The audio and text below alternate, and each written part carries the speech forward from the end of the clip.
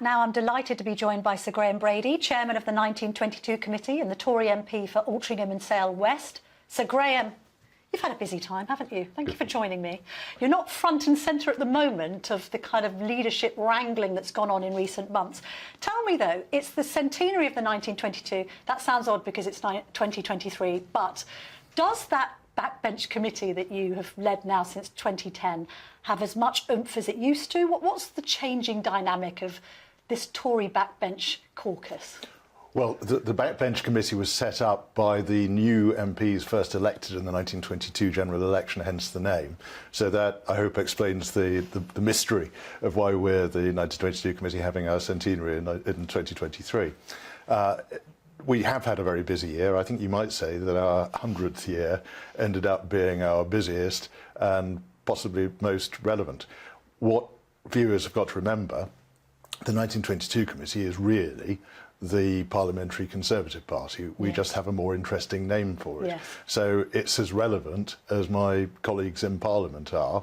It is the way in which colleagues in Parliament can speak collectively and give those messages to government, to leaders, to prime ministers, normally, most of the time, in private, which is how we prefer to keep it. So I'm very happy to be having a less public time than I was at the end of last year. Now, when we promoted you coming on the show, a number of GB viewers and listeners made the point that they felt that the election of Rishi Sunak was unfair, it was undemocratic because it didn't consult the party grassroots, the party members. What's your reaction to that criticism? Well, I think it's just completely untrue. We went to enormous lengths to make sure that we achieved two things. One, that was in a period of what was obviously crisis for the party and potentially for the country, that we would have a quick resolution. But the other was that we would set up a process which allowed for at least two and possibly three candidates to come forward. We set a high threshold for nominations, therefore, saying that colleagues would need 100 people, parliamentary party members, to support them in order to go forward into an election. But we made sure that that would allow up to three candidates to be there in a parliamentary round. And we then found, and Boris Johnson's team asked us to verify this, which we did, that two candidates had the requisite number of parliamentary supporters to go forward, Rishi Sunak and Boris Johnson. You did, just to say on that, because there was some scurrilous talk that Boris Johnson didn't get those 100, but he did. Yes, we verified that. Yes. And his team asked us to do that, and one of the officers of the 22 went specially to do that and confirmed that he had 110 parliamentary party members nominating him. So he could have gone forward, he chose not to. Now, I'm afraid in any election, if you end up with one candidate, that person is duly elected. That is a democratic process, as long as the arrangements for the election allow fair and free nomination of other people. We did. Maybe taking your chairman's hat off and just speaking as a long-standing Tory MP elected in '97, do you regret Boris Johnson's ousting from the party?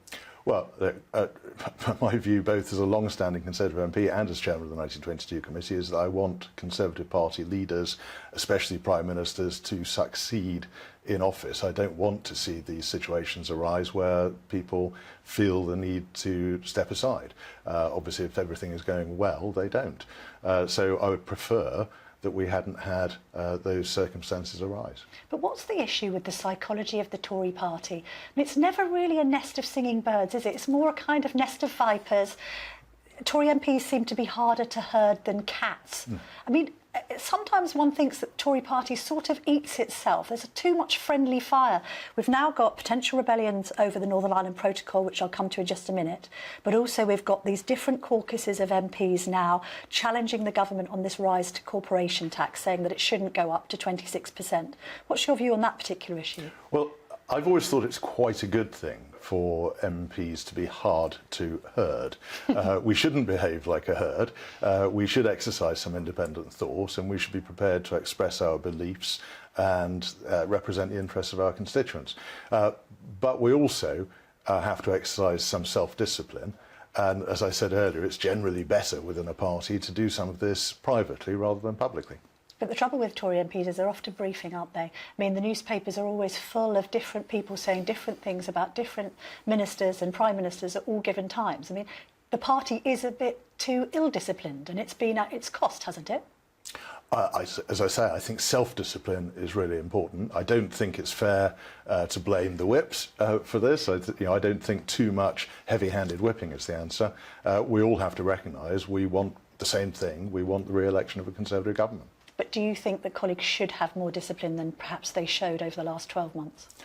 It has been a very, very difficult 12 months. I think there are all sorts of reasons why people did break out into different groups and start to show their disagreements. We've got to recognise we're now in probably an 18-month, 20-month period up to a general election. We've got to pull together and make it work. Maybe we need more discipline from former PMs. I mean, is it helpful to have these interventions from the likes of Johnson and indeed Liz Truss? Well, again, I never criticise my colleagues for speaking out when they think it's the right thing to do. I think former Prime Ministers probably should just remember whether they thought it was useful when their own predecessors spoke out. Let's talk about the Northern Ireland Protocol, because, of course, we all remember the famous Brady Amendment that was the talk of the headlines back in 2019. Now we're at a situation where it strikes me, I appreciate there are these 7 red lines that the DUP has put in place, but the one red line for Brexiteers in the Tory party is the idea of continued ECJ jurisdiction over Northern Ireland. What's your view? I think this was obviously the most difficult thing in the whole withdrawal agreement process. It was the thing that was so obviously wrong with the withdrawal agreement that Theresa May brought back, together with the idea the whole of the United Kingdom could be kept in the customs union. And it was the reason why I advised her at the time this wasn't going to pass through Parliament. And of course, the government suffered the worst defeat in parliamentary history when the withdrawal agreement was first introduced. And the amendment that I brought forward said we can support the withdrawal agreement, but with alternative arrangements for the Irish border, which was a recognition broadly we could come together and support the proposed arrangements for leaving, but we needed to find a different way of doing it when it came to goods, in particular passing over the Irish border. That was obvious that we needed to achieve that.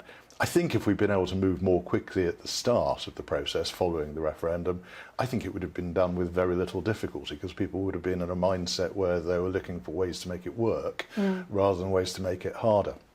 So certainly I think there are some important principles. We don't want the European Court of Justice to have continuing jurisdiction, certainly not. So that's a red line for you? Well, I think the things, we don't know what's in the proposed agreement. That's the difficulty as we're talking now.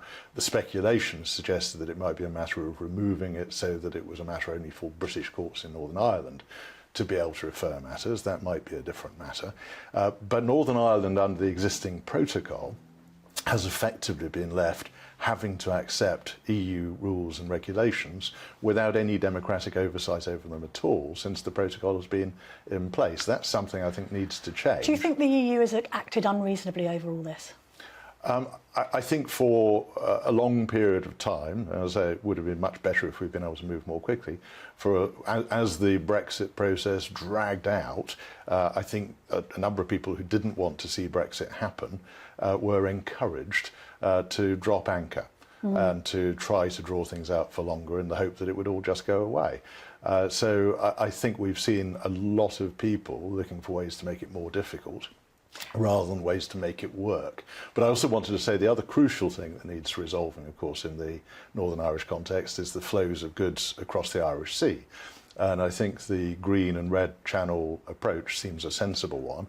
I think it was Bertie Ahern, the former Taoiseach, who said at the time of the referendum talking about the Irish border, he said 90% we can do with technology, the other 10% will just turn a blind eye, which really was very much the way that for 70 years before the single market came into place, Northern Ireland and the Republic of Ireland, the United Kingdom and the Republic of Ireland made things work with a common travel area and a common employment area that didn't have any statutory underpinning whatsoever. We just carried on and did things that made sense. So I'd like to see a bit more of that spirit coming back. If the protocol bill is ditched in favour of a new Brexit deal, should MPs have a vote on that? Because there seems to be a bit of prevarication about whether there will be a vote. I mean, I think there would be a process question as to whether it's necessary to have a vote. I think it's probably a good idea to have a vote, and I think it would, as long as it's a good deal that people want to see happen, it will pass through Parliament. Now, I know you lobbied the government with regard to a migrant hotel in your constituency. Do you feel that your constituents are unhappy about the idea of migrants being housed in hotels? And generally, what do you think Tories make of the government's current immigration policy when we've seen this exponential rise in people arriving here on small boats, up to 5,000 last year? Well, it obviously hasn't been working. And the government policy hasn't been working. Well, government policy, the legislative framework that's in place doesn't work, which is why we need new legislation.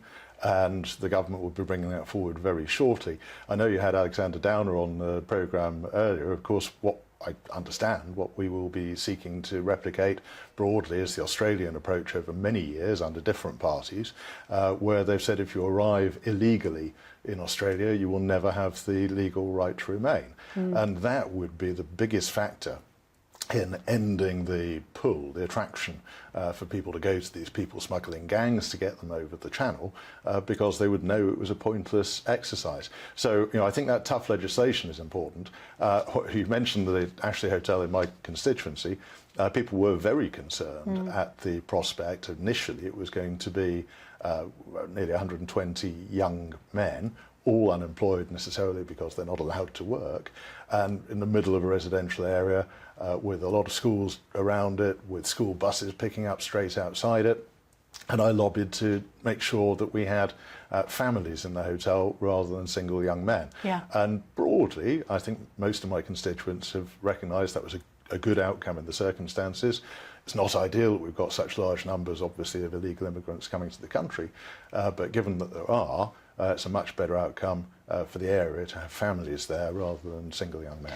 If, as predicted, the local elections in May are a disaster, can you envisage more letters going in and you being busier again? Well, as you know, I never speculate about letters, whether there are any or not. I also don't think it's inevitable that local elections will be a disaster. You look at some of the other issues that you've been talking about this morning, things like the Tories aren't in a great position, are they, Sir Graham? They're more than 20 points behind in the polls. Indeed, but people have got to make choices about how they want their own lives to be. And if they look in London at things like the ULEZ charge proposal, in Greater Manchester, Andy Burnham trying to do something very similar. These would be massive daily charges for people who just can't afford to pay them. And people have got to confront the fact that there is a relationship between how they vote and what actually happens. Any letters in already?